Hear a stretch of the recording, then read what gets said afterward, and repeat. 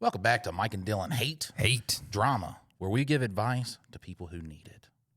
Mike and Dylan hate drama. I think in today's climate, it is good to, provide people with advice. Give them something that they can look forward to, Therapy is expensive. And getting advice from me and you is free of charge. I would say the budget option, yeah. That's budget friendly. It is budget friendly. Is it going to fix the problems in your life? Yes. Absolutely, 100% guaranteed. Or you could have your money back. Our lawyer disagrees that it's guaranteed. Or you can get your money back. All right. So our first one is from SkiDaddy. And it says, need dad advice. Need dad advice. It wasn't dad advice. It was just dad advice. You good over there? Yeah, just trying to make sure that I'm in my second angle good. So it says, you could do this on the Patreon if you want. Or if you want to do it as a free episode, I don't care. But whatever you do, don't read this. If you do, the rest of your listeners will think that you are a buffoon. Well, I'm sorry, SkiDaddy, but our listeners already think we're buffoons. 100%. It's no change in that. But there is, and this is what I try to write home with my kids, there is what other people think, and then there's reality. Like, people think that we are buffoons, but in real life, we're pretty dumb. All right, my wife is about to be 35 weeks pregnant on May 19th, which is the day after I am submitting this. I have a few questions/things that I would like your advice on. They are in no particular order, so rearrange them in any order that makes sense. Not doing that. We're going one by one. One by one. What is some great advice for me as a first-time dad? I think, number one, don't put your kid in the oven. Solid advice. Solid advice. Rule number two, don't put your baby in a full bathtub. No. Inches of water, max. Don't put your baby in a lake. I mean, dude, I'm fucking on fire right now. I am straight killing it. You got some actual advice, Dylan? Actual advice? Yeah. Always, look at yourself and be understanding that you're going to mess up, but as long as you give a shit and take the time to care, you're a good dad. I think if you take the time to question, are you doing the right things, you're doing the right things. And if not, then you are questioning if you are doing the right things, and maybe you could change some things to do the right things. It's difficult. I think, first, if you are not patient, you will become patient. I think just having a kid, it changes you. The corny ass, I don't feel like, I taught her. She's teaching me. That's lame. Don't say it like that. But there are things that you're going to learn through parenting a child that's going to help you be a better human overall. I think the biggest thing that I learned was when, and it's a perspective shift for me. I have to think like I am a kid. So it's easy to get frustrated. It's easy to get why can't you do this or do this thing or, why aren't you listening? But I think the one that really changed that perspective for me is when a baby's crying, it's the worst pain they've ever felt. They are new to this world, and so it's their first time seeing things, doing things, and so being hungry, having an itchy ass, and yeah. And I guess my advice on that is the quicker you can get your kid to communicate with the world, the better it is. So we taught our daughter baby sign language, and so she was able to tell us when she wanted milk, when she was hungry, long before she could actually use words and form sounds with her mouth. She could tell us that she wanted more or food, drink, right. Need a change. Don't enter a 12-round boxing match with your baby. Is it baby versus baby and then you versus dad? Or? If it's baby versus baby and you can make some money, the baby punches aren't going to hurt your baby that bad. So maybe you could look into that as an alternate revenue source. There's probably a niche market for that. I think there definitely would be. If people watch chickens fight. Well, you think UFC, you age out at 40, that's max. This is as long as you're gonna go. But a baby, you can't put a 3-month-old against a 6-month-old. That's just not fair. Yeah, we are in the times where people bet on anything, so there is a market for it. Absolutely, a market for baby boxing if you do want to get into that. I think the funniest thing is, it's like me. The worst part is anytime when I was a new dad, where I immediately thought, I'd just be carrying a hot pizza. And I'd be like, oh, God, don't drop it on the baby. And it's like, don't take the The pizza. baby's near on the other yeah. side of the room. Like, why are you worried about dropping? But what if I tripped and I It's flung it in the air and it landed right on my baby? This flaming hot scalding. pizza on my little baby, and then, you know, she's scarred for the rest of her life. I don't know. I think being a dad is it just kind of starts, you know, and you got to adapt. It's wild though, because when my daughter was tall enough to like hit her head on everything, I ended up taping like cardboard to everything to make like edges visible so that she could see them. Because like I was like, she's just gonna run straight into that and just smack her head. And so Yeah, there is we were going to do that. We were going to get the rubber corners and everything like that, especially when they're sleeping in a bed or something. You're like, oh man, what if they fell that's off? sharp. That's sharp. That's Yeah. sharp. So it's tough. What are some things that I should be prepared for the first several days after we are home from the hospital? Not getting any butt. Minimum 6 weeks. You ain't getting no play. Other than that, a fuck ton of crying. I mean, some babies don't cry a lot, but most of the time they do cry a lot because, once again, like Dylan said, they are just coming into the world. So there's going to be, you know, if the baby's butt's itching, it can't be like, hey, my ass itches, I can't scratch it. It's just going to itch, and they're going to hate it. So another thing is you're going to be worried about everything, kind of like we were talking about. You're going to be, you know, I think the number of times you don't anticipate how many times you're going to walk in there to make sure your child's breathing. Because that was, I mean, every hour on the hour. We actually got an owlet which tests the baby's oxygen and stuff like that, just because that was with Theo, because he was born with the umbilical cord around his neck. And, you know, we took a baby home that was breathing like, so that was. My biggest thing for you a couple days after is support your wife however you can, because like she just went through it, and so whatever you can do to either help her or, you know, anticipate things that she needs, that's like, you look like as Mike would call it, a Chad. Like, I mean, she needs time to rest and recover and recoup from all that. And so, and especially because it is like the hormonal shift, like she's going to be going into like postpartum situations. So the more you can just show up and be supportive, show her that you care about her and the baby's well-being, that's crucial. And look, it doesn't matter if you're working a full-time job. If it's 2:00 in the morning, that baby starts crying, be like, hey, you know, she has to wake up and then take care of the baby. She has a bunch of things that she's got to do. So it's a partnership, you know? Well, and hopefully you work for a company that's good enough to give you some time off, because that would be. Not me. When I had a baby, I had to go right back 12 hours. I think I took 6 weeks off because I think they gave me 2 just as like that's what you get. And then I took my vacation time and just burned through like a month of it. All right. But then also you're not going, like, if you're anything like me, that first night that the baby was home, I didn't sleep, and it wasn't because of baby crying or anything like that. I was just like, this little human depends on me. I need to be awake and aware that they, if they need anything. All right. So the next one says, how can I support my wife more? I do whatever I can now, but is there more that I can do? To which I think during, you know, when you're home and throughout this, you know, throughout fatherhood, just always think of how can I support my wife more? And that's it. I mean, as long as you're thinking about that and looking at things that it's mostly looking at things that she does and be like, can I do that? Can I take that off her plate? That's gonna help you on the long run.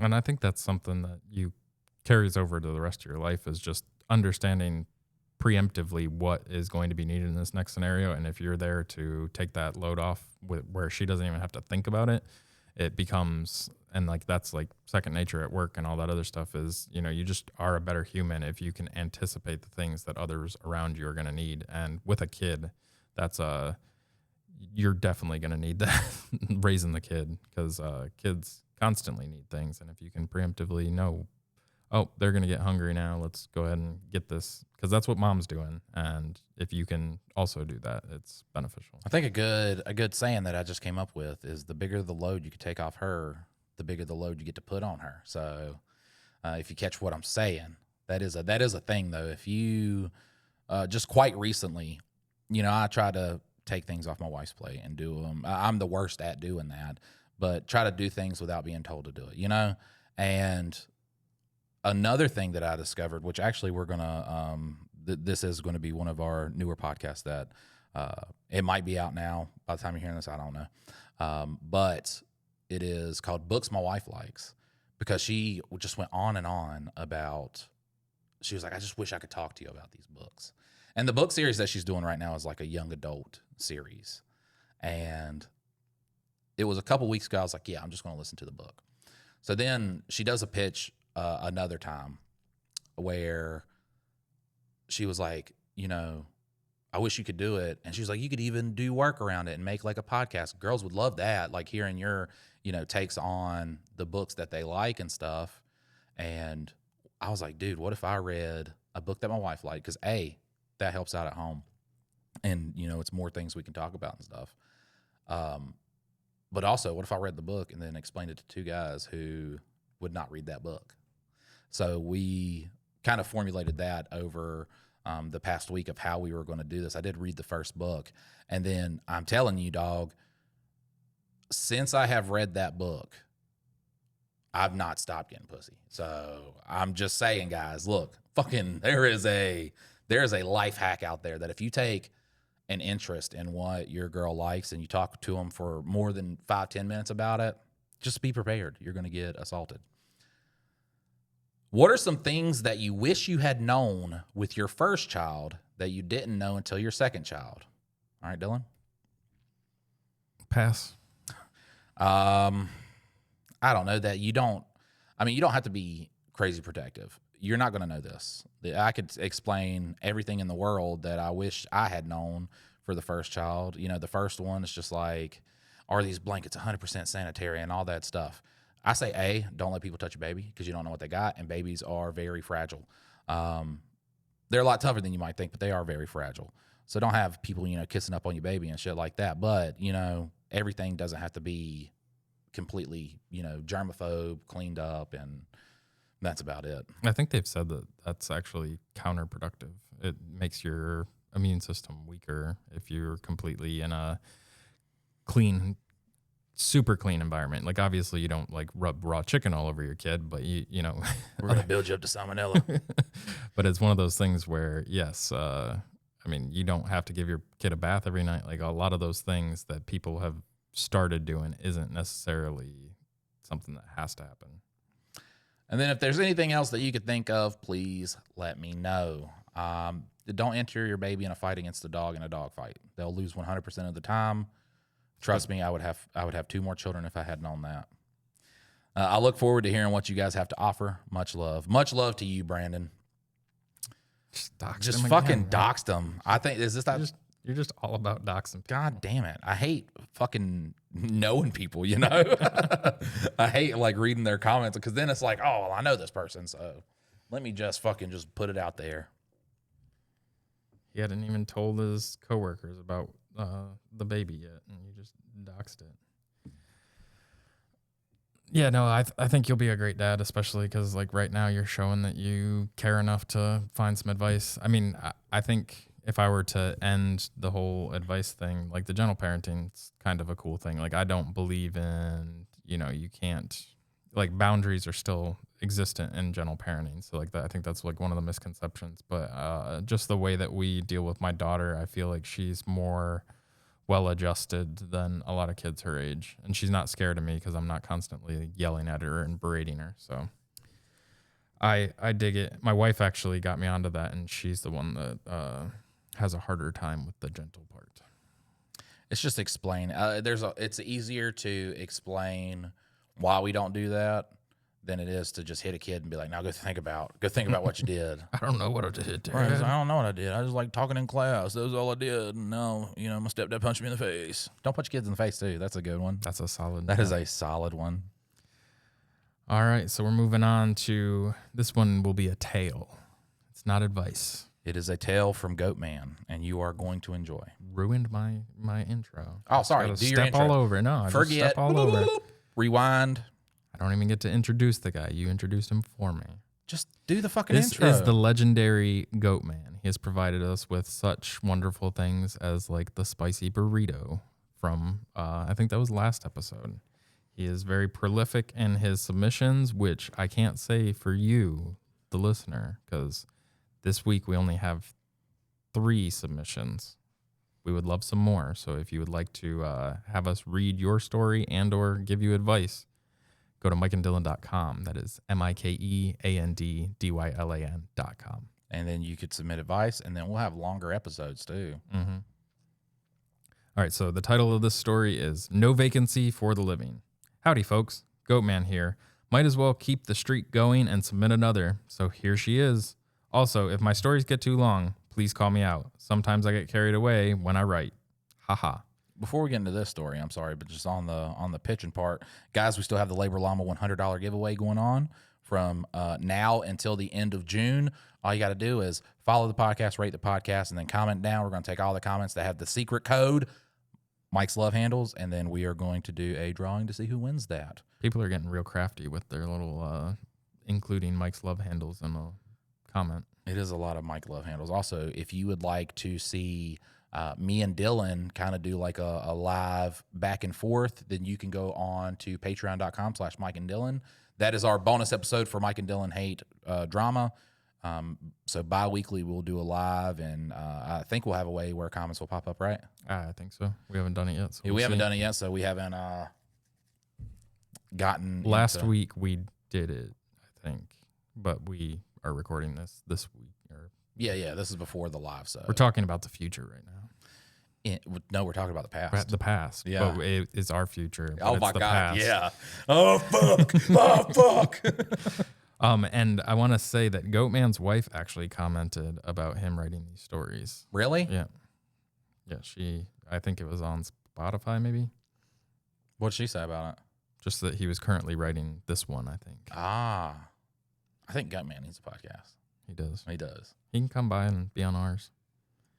All right. My wife and I were invited to the Lake of the Ozarks by my dad, my stepmom, and her family. The plan was innocent enough. A relaxing weekend at the lake, pontoon boat, inner tube, fishing, sunburns, cheap snacks, the kind of trip where you think, this is nice. Maybe life is finally cutting me a break. For a few hours, it did. We floated around on the water like responsible adults, pretending we had our lives together. I got dragged behind a pontoon.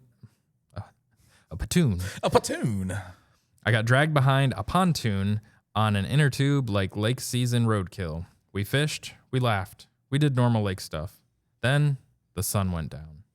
That's when the weekend stopped being a vacation and became an unpaid audition for a horror movie. The plan had been, come on down, you can stay at the condo. Beautiful words, warm words, lying words. You know why it was lying, right? Because now they've run into a man who's trying to clean all this money for the cartel, and it's just going to be a weekend. Chaos ensues. They hide their money in the walls. Because when nighttime rolled around, I found out there wasn't actually enough room. The available sleeping arrangements were the floor. Now, I'm not above sleeping on the floor. I've slept in questionable places before. I can adapt. I'm basically a possum with a debit card. But I was not about to look at my wife and say, good news, babe. Tonight we're sleeping on the ground like abandoned luggage. So I did what any loving husband would do. I found a hotel. This was mistake number 1. What was it called? The Catfish, or what was? I can't remember. Ozarks. I've only seen it. I've only seen season 1. I think it's like the Catfish Inn or something like that. I gotta tell you, I loved episode 1 and episode 2. I just need to. It's a fantastic series. Well, right now, damn, I'm trying to appease you by watching Ozark, and I'm trying to appease my wife by reading books. I've been asking you for years to watch Ozark. What's good though is, it only takes me around about 10 hours to watch or to listen to a book. Mm-hmm, where read a book. Ozark is just like, I got kids running in the house. I don't know if Ozark's one of the nasty ones though. It's not nasty. There's violence, and then some colorful language. Violence is the main thing though. I thought he was a cuck at first. No. Because he's just like watching the video of his wife getting plowed. And it is weird how much he watches that video. Like, why? Like, I mean, for one thing, I'm calling my wife out immediately as soon as I find that video. But I don't just. All right. So it was a busy weekend at the Ozarks, so the remaining hotels were not so much lodging options as they were warnings from God. but I found one that looked survivable online, which is how they get you. The picture said budget friendly. The parking lot said you may be questioned by detectives. We pulled up around 1 a.m. The building looked tired. Not old, not rustic. Tired. Like it had seen too much and was begging for the sweet release of demolition. The lights flickered with the confidence of a place that had given up on building codes. I do want to say thank you, Nick Ray, for becoming a Patreon. Just now? Yeah, I just saw that on my phone. The parking lot had the vibe of somewhere people go when they're running from either the law, their ex, or both. I remember sitting there thinking, this is it. This is where our documentary starts. But we were exhausted, so we grabbed the key and walked to the room. The door opened with the kind of sounds they make in movies right before someone makes the worst decision of their lives. And then we saw it. The room. That room was not dirty. Dirty is a muddy truck. Dirty is work boots. Dirty is a gas station bathroom after a youth baseball tournament. This room was spiritually unwell. There were stains everywhere. The carpet had stains. The walls had stains. The drapes had stains. The bed had stains. There were stains on other stains, like the room had layers of trauma. Every surface looked like it had been involved in a separate investigation. The bathtub had mold in it, so thick that it looked like it had its own retirement plan. And then there was the bed. Right in the middle of it was a big, weird, crimson-looking stain that immediately made my brain go, nope, that mattress has secrets. That mattress has seen headlights in the woods. Then the roaches appeared. Alive ones, dead ones, slow ones, fast ones, roaches standing in doorways like they owned the lease. One fish, two fish, redfish, bluefish. Roaches crossing the floor with confidence of management. With the confidence of management. I'm pretty sure one looked at me like, you're late. So, funny offside story. When my daughter was just like a month or two old, like super little. Yeah, maybe like 4 months old.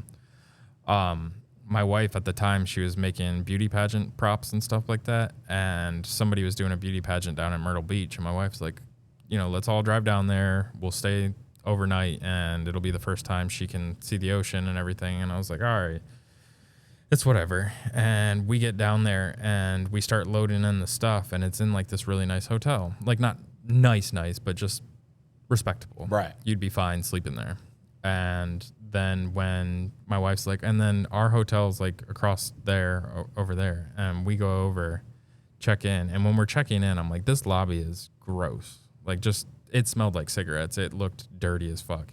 And then we go and open the door and it just smells like weed and cigarettes and all this stuff. And like, just exactly like Goatman's saying here. And I was like, I'm not letting my daughter sleep in this room. And my wife's like, well, what are we going to do? I was like, we'll fucking go buy a hotel room over there. Like, she's like, but the lady paid for this one. I was like, I don't care. Fucking, I will lose the money on this one to go get, I'm not letting my daughter sleep in this room. Cause like, it was like a crack house that just also shared rooms every night. I went to the Marriott in Hickory. This is when they had me going to train on another machine because they were getting that machine, so they wanted people trained up for it. And I go in there, and it is a nice hotel room. Everything's all clean and stuff like that. They got that little bar air conditioner, so it's all cozy. And I'm like, dude, this is fucking great. I go into the bathroom, and somebody had took a gnarly. There was like doo-doo splatter just on the inside of the rim all over the back, and I was just like that. Like they ignored that. Everything else perfect, but they ignored that.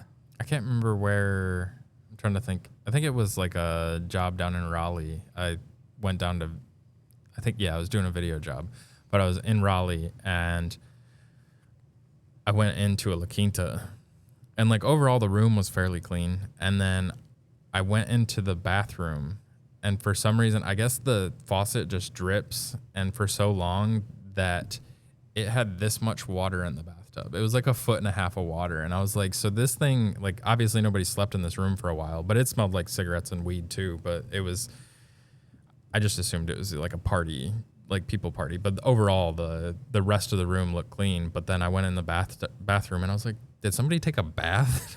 No, it's just like drip, drip. Enough to where it got full. That's the haunted room. That's the room that they can't. Locals know about the room. You didn't. Don't go in that room. Yeah, you don't go into that one. Last family that went in there, none of them came back. They had bad service.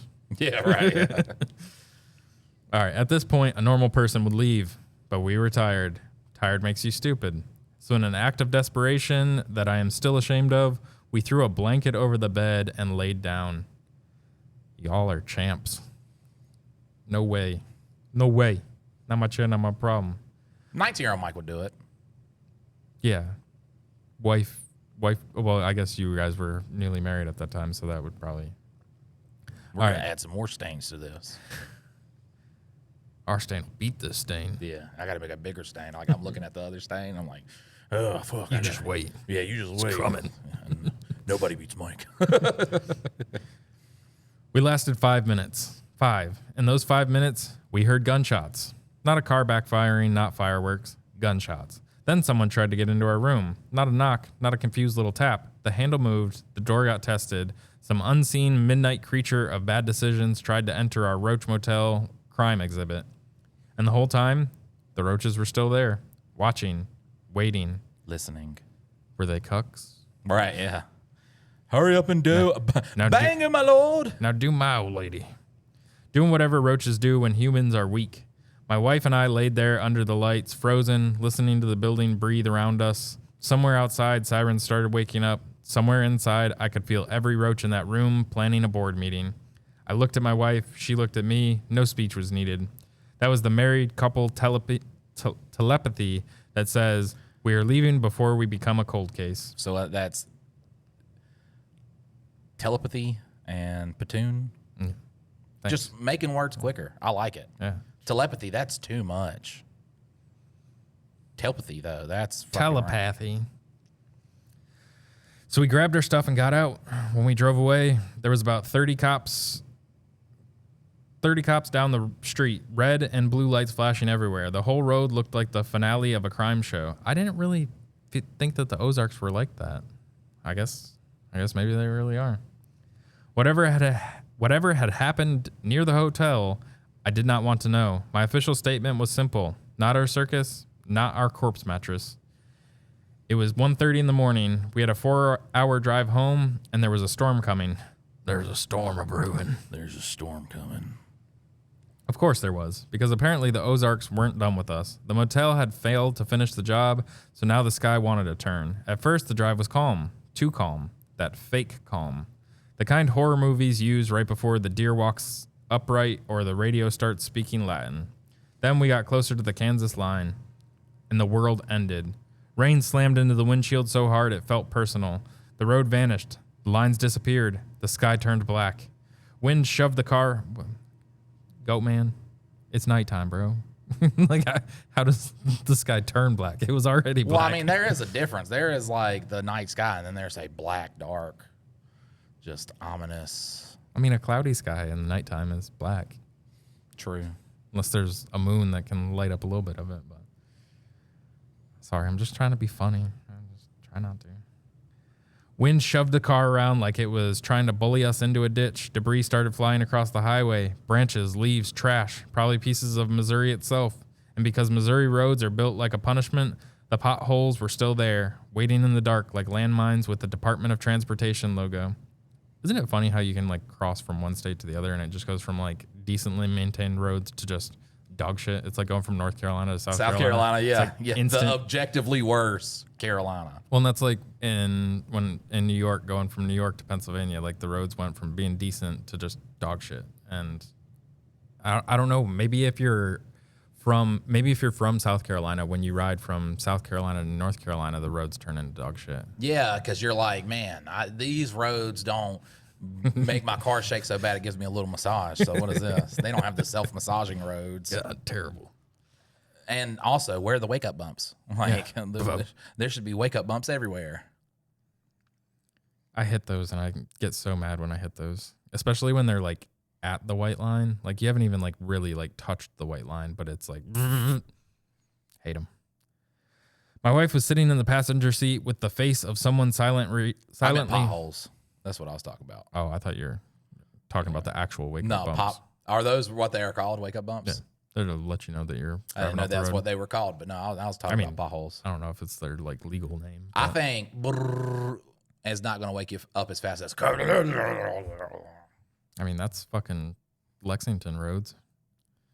they redid the road going to my house, and it ended up worse than before they redid the road.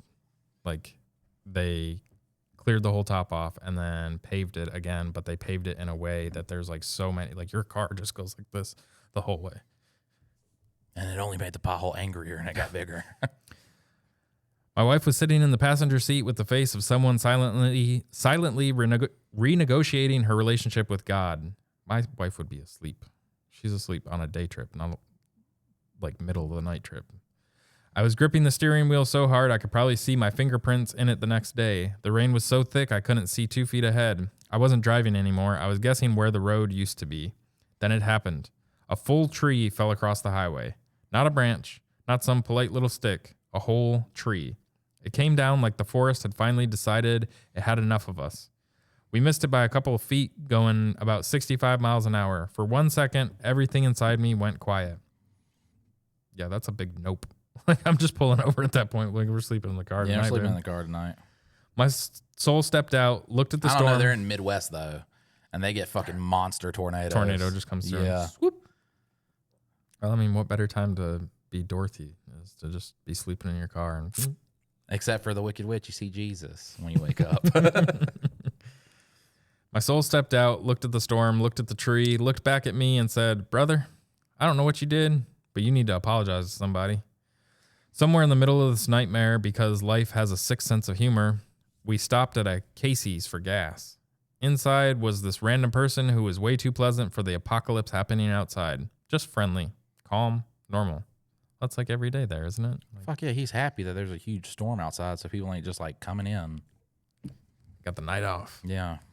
Like, we weren't currently driving through Satan's car wash. It was one of those encounters where you think you are either the nicest stranger alive or a ghost placed here to mark the halfway point to our suffering. Then we got back in the car because apparently we had chosen survival on expert mode.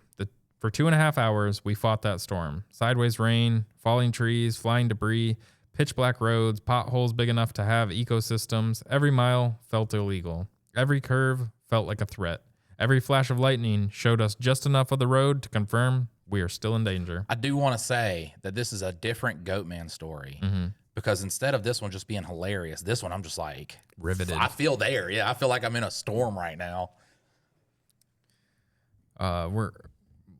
We are doing the 48-hour film festival this weekend, but for you guys, we'll already have done it. We should reach out to Goatman and be like, "Hey, just pepper this up for us." Yeah. Give us some good dialogue.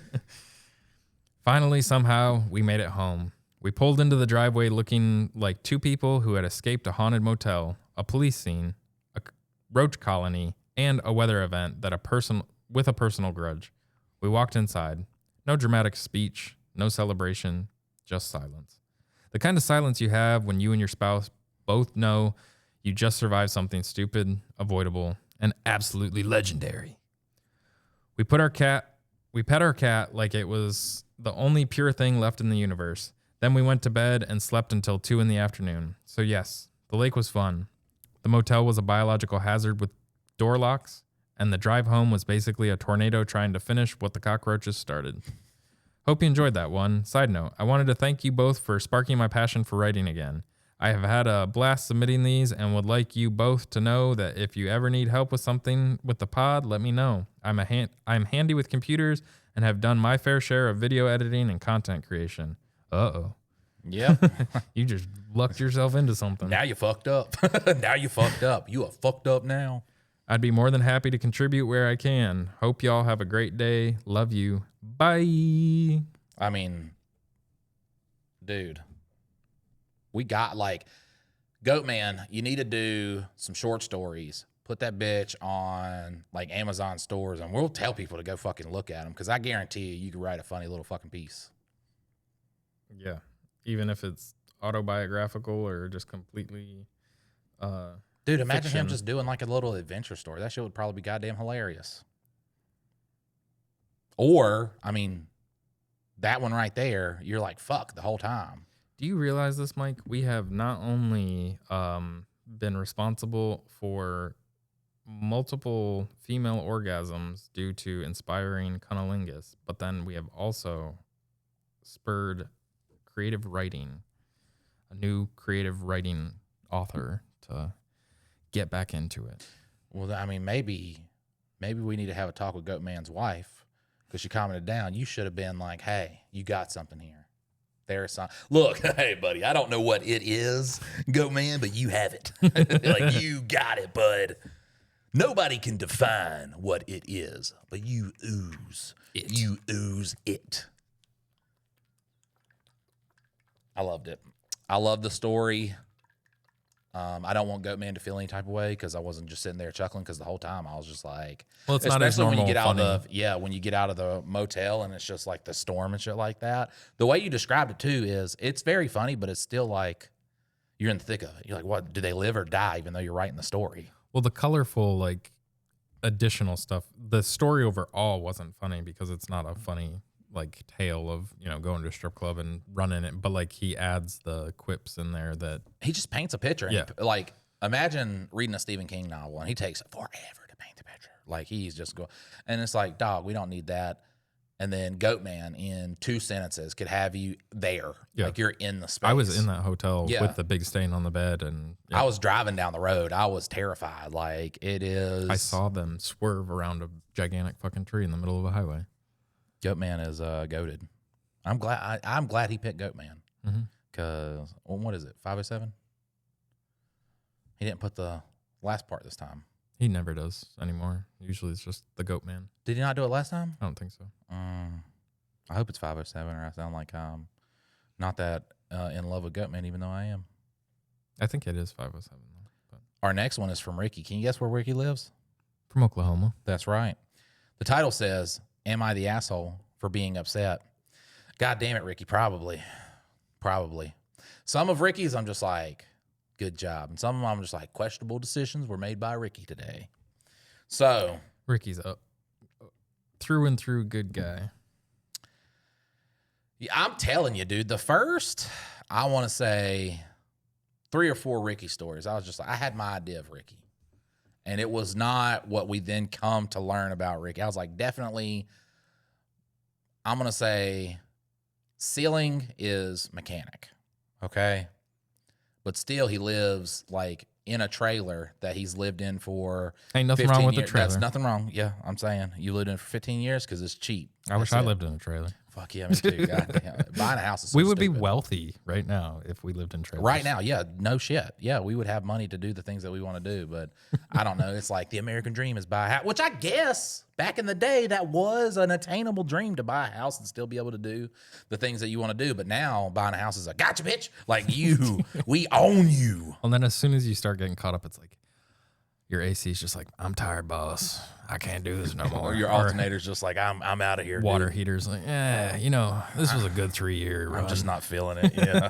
And it happens at the worst possible moment. I remember, dude, I was fighting to keep my house at one point. And I just get home and I turn on the air conditioner and smoke starts billowing out of the fucking vents. And I'm just like, come on. why? Hey, why? No, yeah.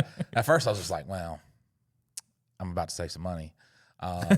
But then B, it's just like, oh, there's something wrong with the HVAC. That's why it's doing it. Well, the thing is with the house, though, is like when you want to go rent something, it costs more. So, like, you do they save fuck money people on by, this. yeah, like, there's no living for cheap unless you live in the double wide or the single wide trailer. Viva la revolution. Other than in a trailer park, because I guess that's like the new, like, bro money making venture is to buy up trailer parks and then raise everybody's lot rent.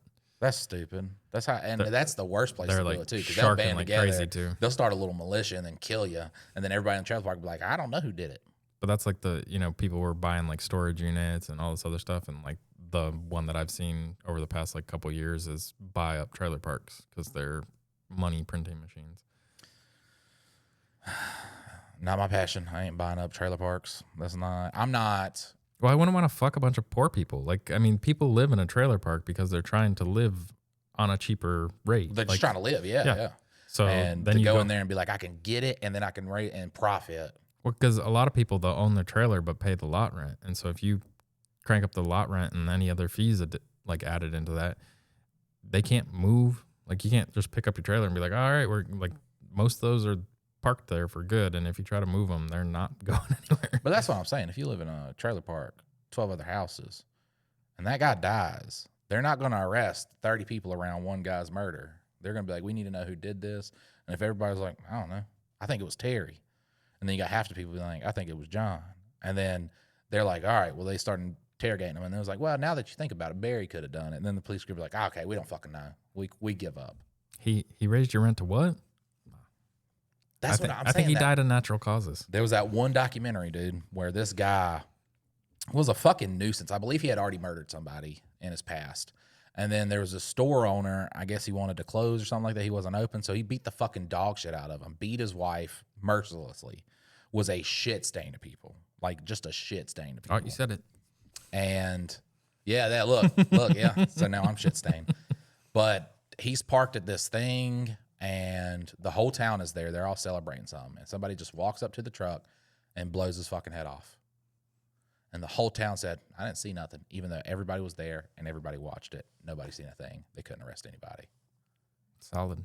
Yep. And after a while, the police were just like, all right, well, we see what's going on, so might as well not deal with this. Now with flock safety, flock cameras. Yeah. Never get away with it. Yeah. And the whole town's just like, we didn't see nothing. And it's like, well, we got it from 17 different angles. So we know exactly who did it. And Mike, we saw you pissing behind that bush. Yeah. So now since that's next to a school, you're a pedophile. Hey, Mike and Dylan. It's me, Ricky from Oklahoma.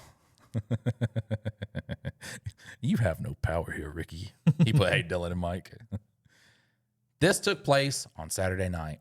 The mental health unit where I work is directly across the street from the hospital ER in my town. As I was pulling in, I noticed my mom's car parked at the ER. My first thought was my mom had to take my uncle to the ER. My uncle is extremely sick. He's pretty much bedridden. Well, all of our best wishes to Uncle of Oklahoma that you get better. My mom has taken responsibility for him when his own kids, wife, and sister hasn't. Taking care of my uncle has taken its toll on my mom already. On my mom's already weakened body. A few years ago, she had to have 3 surgeries on her back, a shoulder surgery and a hand surgery. So caring for him is making her worse. This brings you up to speed now and on to Saturday. So I'm parking my car and I go to see my mom's car. I decide to see why she's there. God damn it, I can't stop smiling. I'm sorry. Look, so because he was like, she's taking care of my uncle and then she had to have hand surgery. I'm sorry, Ricky. I love you. I love you, Ricky. I'm sorry. But that's why I was smiling the whole time. I was just like, damn. Don't you do it, Mike. I didn't do it. You could tell where my brain was like wanting to make a joke, but I didn't make the joke. I only explained the joke. So you can take it as an insult or not. You can think it's funny or not, but I didn't do it. So thus I can't be. I love when you say, like, I'm not going to say it. And then you go down the road far enough and then you're just like, oh, fuck it, I'll say it. All right. So I park my car to go to work and I see my mom's car. I decide to see why she's there. I asked to go see her. As I go back, I'm shocked to see my mom laying in the hospital bed and not my uncle. From what it looked like, she appeared to have a stroke. You know, the droopy face and slurred speech. Sitting with her, God damn it. I hope your mom's doing well, and I'm not meaning to smile right now, but I am on point right now. I'm sorry, it was the hand thing, the surgery, and then stroke. You had stroke to it. God damn it. I hope your mother's doing well. We have not even gotten into the story, but I do know from the context you had given us that it's not a stroke. You know, the droopy face and slurred speech. Sitting with her is her husband of 20 years. Just so you know, he is not liked in our family. He's 63 years old and throws temper tantrums like a baby hooey bitch. I do not consider this guy my dad or stepdad. He is now and always will be my mom's husband. This upcoming thought is what's making me upset. How long she was in the hospital? If I hadn't seen her car and investigated, how long would he have waited to tell any of her 4 children that she was in the hospital? Anyways, am I the asshole for being upset? Love you. Bye. No, right, Mike. Oh, love you. Bye. No, there's no way you could be the asshole in this situation. You could have punched that guy in the face and you wouldn't be the asshole. Yeah. Like, why didn't you tell me my mom was in the hospital? Yes. That should be the first And now call. it sounds like she did have a stroke and I'm just sitting here just. The fact that she's in a room, you have had time to communicate with family. Like, if you're going on the way there, like, you don't have to call people. Be focused on your wife. A simple dad text of mom's in the hospital. Yeah. That's it. Like, have you not seen dad texts on like Facebook where a kid's like, Dad, I just graduated. I got 4.0 GPA and now I'm going off to do all this other stuff. And the dad responds, okay. Like, he's very happy for you. He just doesn't know how to put that in a text format. I'll write a fucking book. Right, yeah. Like, let him know. And I do want to apologize to Ricky for me smiling. But I'm on a podcast and I'm sitting here smiling there. I can't, like, not Ricky is a tough guy. get away from the subject. He is not easily offended. He is one of our Yeah, unless his mom passed and then he listens to this podcast. At this point, yes, that could be. And then he comes and gets But retribution. hopefully it was a small stroke and she can make a quick recovery. That is right. Yeah. I mean, 100%. My, all the best wishes and vibes to your family. I do not, we're just on a podcast. We're on a live thing. So if my brain starts thinking about a joke and I start smiling, I ain't just going to sit here and smile reading the story. I want to. Yeah, Ricky's cool with that. Like, hey, guys, this is why I'm smiling right now. And I'm sorry. I'm sorry I'm a terrible person. Nobody's attacking you, Mike. I'm sorry. God. Nobody's attacking you. Stop. Can you stop screaming at me first? First of all, I'll stop try. yelling. Okay. Because I'll your tone right now is scaring me. Am I gaslighting you right now? Stop it. Yes. You were trying to alter my reality. Like, when you really look up what gaslighting is, it's like, I have never done that to anybody in my life. No, but people do it for sure. But yeah, but it's just like, I went and hung out with my guy friend and spent the night with him, and my husband is telling me how what I did was wrong, just gaslighting the fuck out of me. And I was like, ooh, that's not. Or someone's having an argument, and they're like, well, I believe, like, 2 people have witnessed this event. I have a different idea of what went on than you did. But just because my viewpoint is different than yours, that means you're gaslighting me. Yeah, because mine's the right way, and you're trying to make me believe you're wrong way. So you're the woman in this. Yeah. Because that is, dude, no matter how you look at it, you're in the wrong. You are. You are in the wrong. You need to read, learn, and kill yourself. That's right, yeah.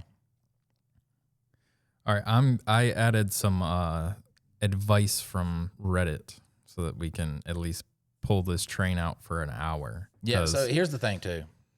It could be advice. It could be like Goatman stories. It could be anything. Fucking send it in. Anything we can read. If you got something to say, if it's on the current political climate, just get ready for that episode. But you can say Dude, I cut anything. up episode 61, and I have the little, because we went on a rant about the guy that did the alpha male. He's like, oh, this is why we need betas like you. And so, like, I cut that out as a clip, and then I was like, is there anything else that I can do from this episode? Dude, we just went off I for love how like they use, 2 hours but on here's the just thing. politics. Here's the thing, okay? He said alpha. So he's referring to the animal kingdom. What lion would be out there and be like, well, I'm not procreating. Look at those losers. But good thing they're procreating. She's already had 3 litters. I don't want to procreate with her. Yeah, right. And he's just out there dying, like he's got no team to help him and shit like that. And he's like, I'm an alpha. I'm a leader. I'm a boss. Well, it was and I think that was my favorite part of it, though, was when I brought up the fact, if you have to, like, put a label on yourself and you like, it's like you can't pick your own nickname. If you call yourself an alpha, sorry, you're probably not. You're probably not. I'm just gay. All right, so yes, I did add some of these Reddits. I got like 7 different ones, but I'll just pick a random one. Yeah, this one's a good advice one right here. So, in our advice, they said, my girlfriend keeps testing me, and now I kind of want out. I, 24 male, and my girlfriend, 23 female. We've been together a little over a year. At first, she was super chill, funny, easy to be around. Then slowly this weird stuff started happening, and now I feel like I'm dating someone who's constantly trying to catch me slipping. Ah, so you're getting serious. How long have they been together? A year? Yeah. Just out a year? Yeah, at a year, I started to notice that she cares about what I do. Like a few months ago, she asked me if I thought one of her friends was pretty. I said, yeah, objectively she is, but I'm with you. Wrong answer, apparently. She got weird for 2 days. Amateur. Like, are you even playing the same game? See, I think that's the cool thing with me and my wife. And like, none of that stuff bugs us. Yeah, it doesn't bug me and my wife. She just went through a whole thing of why I should do the book podcast. She's like, because there's a guy who does something similar. He talks about it, but like women like the attainable. And I was just like, I get it. I get what you're saying. The guy is a good looking guy. I'm not. But if you're talking about a year into a relationship. Yeah. Well, I think we had already been like, we started. And that's the coolest thing about when me and my wife met. We were not wanting to get serious. Like that was the whole thing. And then we did. But we didn't put the pressure of like, okay, now we're boyfriend, girlfriend. Like, oh, and I got to be the best version of me so that I can like hook you. And then, you know, it'll all fall apart in a year and we'll then show each other who we really were. We started from the beginning that way. And so, but yeah, like, I mean, I think at the year though, you're starting to have problems and stuff like that. Yeah, for the sure. whole facade of this is what it's going to be like forever. We're going to have sex 6 times a day and stuff like that. That starts to falter. So I really do think at the year mark, like if you're comfortable with somebody and y'all talk like this and it's how the relationship is. But if she says, is one of my friends pretty? And you're like, ain't nothing special. Because that, bam, there are a bunch of pretty people. I mean, what if she's like the most gorgeous person in the world, and she's like, you don't think my friend? What do I do? Like, yeah, what the fuck is up with that? Well, like, see, I think that question is completely loaded, anyways. What, you don't think my friends are pretty? Like, there's so many ways that, and women can do that a lot. They can like who set gets up mad because they don't think their friend's pretty? That's so stupid. They're like, yeah, your friend's a fucking ugly monster. Like, it's hideous. Yeah, I feel like it's set up either way, but I do think that this is not the guy being just an idiot. Then she started doing things like these little loyalty tests, fake Instagram accounts following me, asking her friend to DM me, asking questions she already knew the answer to just to see if my answer changed. One time she left her iPad open on the kitchen table and I saw a whole group chat where her friends were hyping her up to, quote, see what this man is really made of, or see what kind of a man I really am. I don't know why I just completely completely made that up, and I thought you were just wording it better, which I was like, all right, I was trying yeah. to. I was like, yeah, fuck yeah. But I think it worked. You didn't even have to say that next part. So I confronted her and she cried and said she has trust issues because her ex cheated. I felt bad and stayed. Yeah, well, you know what you're creating there, girl? A guy that's going to go cheat because you're accusing him of cheating already. So if he's going to pay for the crime and never done it, he's just going to go ahead and do it. Or he'll just be a rational person and just break off the relationship. Yeah, but like she's basically pushing him towards that direction. Last weekend kind of broke me though. We were at her cousin's birthday at the bar, everybody drinking, normal night. I went to the bathroom and when I came back, she was sitting there staring at me all cold. Apparently, one of her friends told her they saw me flirting with some girl near the patio. I genuinely had no clue what she was talking about. Turns out the random girl was literally her friend's sister asking me if the empty seat next to me was taken while I waited for my drink. My girlfriend kept pushing, though, asking me over and over if I wanted to tell the truth, saying stuff like, be honest for once. Oh, God. That pissed me off because I've literally never cheated on her, never even came close. I think I told this before. I dated a girl exactly like this, and it was one of those cases where like it just became toxic, like somewhere in our relationship. And I was too weak, I guess, to like break it off. Like I tried to break it off and then she'd be like, I'll change, I'll do better. And then, it's like the whole why women stay with guys that are verbally and physically abused. Like she would say she'd change and then she wouldn't. But like I was kind of a fuck boy all through my 20s.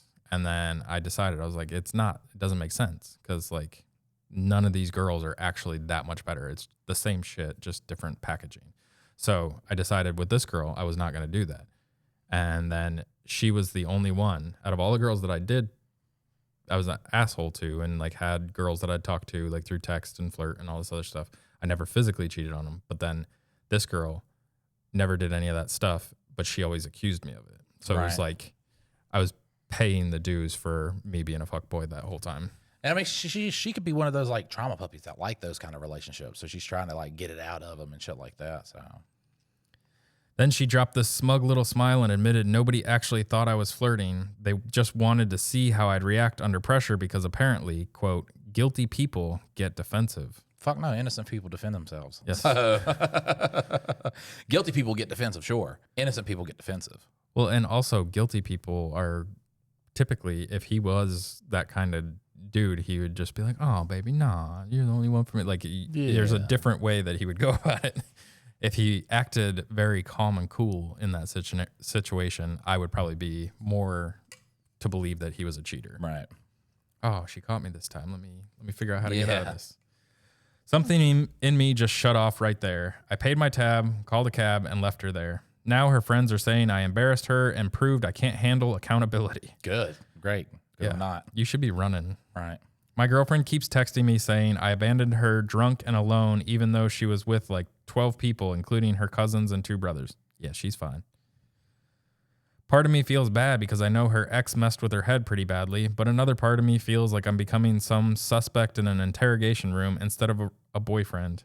I haven't answered her in 2 days.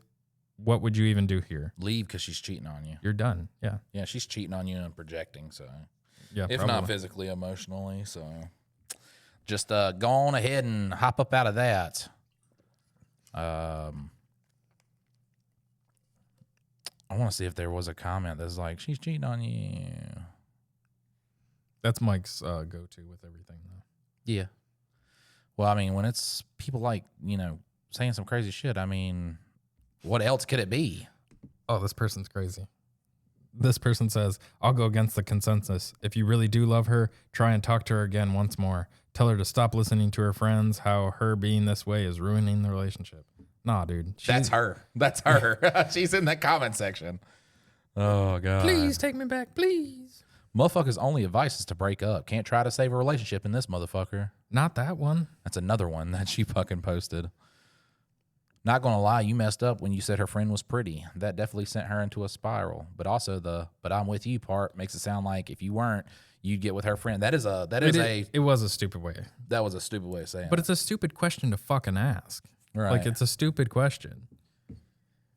Why stir that drama up in your relationship if you want it to be healthy? I mean, there's a thing too, because now when she gets with a new guy, she's gonna be like, yeah, the ex I was with was always cheating on me and shit like that, and couldn't stop going after women. Oh, there's one with -17. So Ooh. yeah, it says 2 things. Many shit tests, such as the first one you mentioned, are an inevitable part of a romantic psychology. So you simply have to learn to play the game and give the answer she wants. This person has never had pussy. I'm going to go ahead and state that. The commenter What right if it's here a girl? has never had dick, never had pussy. It's just the way someone tests if you are confident, secure, resilient, defensive, etc. This is a guy. And he has never seen a vagina. So they know you can carry your weight in a relationship. It's not malice, or it's not malicious. 2, every other test she's giving you is absolutely insane. Leave her immediately. What? You said both? Yeah, like you can't have conflicting takes all in one part. Well, especially because it's on the same stuff. All of it is the same thing. That's crazy. Well, I mean, do you think my friend is pretty normal? It's still a dumb question. My wife has never asked me that. Yeah. My Because it's a dumb ex-girlfriend fucking question. asked me that, and I was like, she ain't you. Let me just say that she ain't you. I cheated on her a bunch though, but I was young and stupid. So you were the cheater that knows how to answer the questions. Yeah, and then that's why I know if you're like, yo, are you cheating on me? And they're like, am I cheating? You the only girl. Mm-hmm. All I think about is you. That's it. I'll be like, yeah, I think the innocent person gets defensive. Like, what the fuck? What did I do that made you think that I was cheating on you? This is fucking crazy. that's the way the cookie crumbles. Listen, guys, remember, submit anything. MikeandDylan.com. Anything. We'll read it. Send us dick pics because Dylan's the one who goes through it. Yeah, don't do that, please. See you next time, guys. Bye. Later.